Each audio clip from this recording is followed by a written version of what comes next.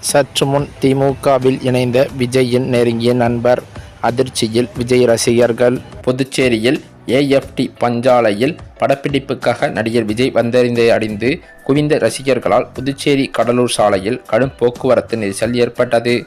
ஒரு கட்டத்தில் மெல்வாயிலில் வேனில் ஏறி ரசிகர்களை பார்த்து விஜய் கையசைத்தும் புறப்பட்டாராம். புதுச்சேரியில் ஒரு காலத்தில் முக்கிய பஞ்சாலையான ஏஎஃப்டி தற்போது மூடப்பட்டிருக்கிறது. இங்கு படப்பிடிப்புகள் நடந்து வருகின்றன. அண்மையில் லால் சலாம் படப்பிடிப்புக்காக ரஜினி வந்திருந்தார். இந்த நிலையிலோ வெங்கட் பிரபு இயக்கத்தில் விஜய் நடித்து வரும் கோட் திரைப்படத்துக்காக புதுச்சேரி கடலூர் சாலையில் உள்ள ஏஎஃப்டி பஞ்சாலையில் படப்பிடிப்பு அரங்கு அமைக்கப்பட்டிருக்கிறது. அதில் படப்பிடிப்பில் பங்கேற்க நேற்றைய தினம் மதியத்திற்கு பிறகு நடிகர் விஜய் வந்தாராம். தமிழக வெற்றி கழகம் தொடங்கி தலைவரான பிறகு நடிகர் விஜய் படப்பிடிப்பாக வந்ததால் ஏஎஃப்டி பஞ்சாலை முன்பு ரசிகர்கள் ஏராளமானோர் குவிந்துள்ளனர்.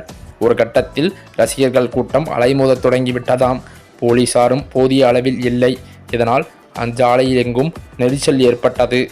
இந்த சூழலில் கட்சி தொண்டர்களை அமைதி காக்குமாறு பொதுச் செயலாளர் புஷி ஆனந்த் ஏஎஃப்டி உள்ளே இருந்து தெரிவித்திருந்தார். ரசிகர்கள் விஜயை பார்க்க கோஷம் எழுப்பினர். நெரிசல் அதிகரித்ததால் அப்பகுதியில் பஸ்கள் செல்லாமல் திரும்பிச் செல்ல தொடங்கிவிட்டன.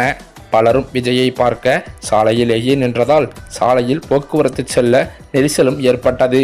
மேலும் இதனைத் தொடர்ந்து மாலை ஏஎஃப்டி வாயில் முன்பு பெரிய வேன் நிறுத்தப்பட்டு அதில் ஏறி விஜய் ரசிகர்களை நோக்கி கையசைத்தார். அவரை பார்த்தவுடன் ரசிகர்கள் கூச்சலிடத் தொடங்கிவிட்டனர். வேனில் ஏறி கையசைத்த போது அவருக்கு ரசிகர்கள் மாலை அணிவித்தனர். அதை அணிந்து கொண்ட விஜய் பின்னர் அதை ரசிகர்களிடமே கொடுத்துவிட்டு மீண்டும் படப்பிடிப்பு தளத்திற்கு சென்று படப்பிடிப்பில் பங்கேற்றாராம். இதனைத் தொடர்ந்து ரசிகர்கள் அங்கிருந்து கலைந்து சென்றதாகவும் சொல்லப்படுகிறது. இந்த சூழ்நிலையில் நடிகர் விஜயின் ரசிகர்கள் போக்குவரத்து பொதுமக்களை பாதிக்கும் வகையில் சூழ்ந்ததால் போக்குவரத்தை நெரிசல் ஏற்பட்டு போக்குவரத்தும் பாதித்ததால் விதிமீறி நடந்து கொண்ட சில ரசிகர்கள் அதிரடியாக கைது செய்யப்பட்டதாகவும் காவல்துறை வட்டாரங்களில் தகவல்கள் பரவி வருகிறது.